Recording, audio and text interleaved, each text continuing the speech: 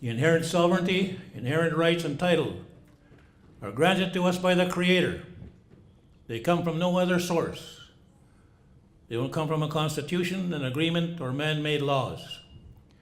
They're governed by the natural laws between humankind and nature. One of the fundamental principles of those laws, you have to maintain harmony and balance. Now we look at all our relations. You hear many of our people pray to all our relations. They're not praying to my uncle, aunt, and brother and sister. We're connected to the land and resources. How? Through our sovereignty, spiritual and cultural practices and beliefs. We're spiritually connected to all life forms, plant life forms, animal life forms, fish life forms, you name it. We're all relatives. Our sacred responsibility is how we maintain those. And there's elements that sustain those life forms. The air, the water, the energy, your body energy, the sun, moon energy, and so on Mother Earth. The Elders Conference of the Navajo Nation, of the elders from North America, they told us if we don't start changing our behavior of interfering with the harmony and balance between all those elements that sustain life forms, we're going to be going to 3 seasons instead of 4 seasons. Look around you. That's exactly what's happening today. Now you see, where do we go? We're now talking about implementing the inherent sovereignty of our nations. When we look at that whole process of implementing our inherent sovereignty of our nations, I'm talking about your national powers of governing. What are those national powers of governing? Powers to determine our own forms of government.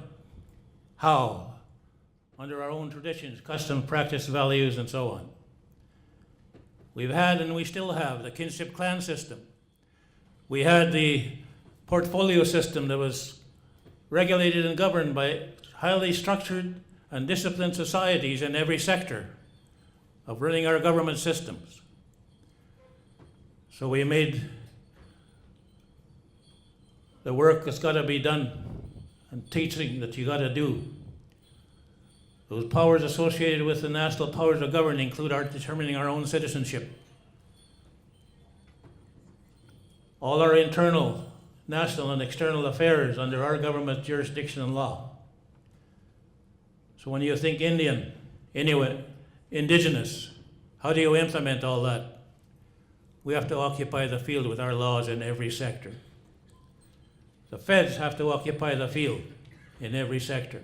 How? The elders tell you, you got to implement the spirit and intent of treaty. So when we made that treaty exercising our powers of treaty, how did we do it?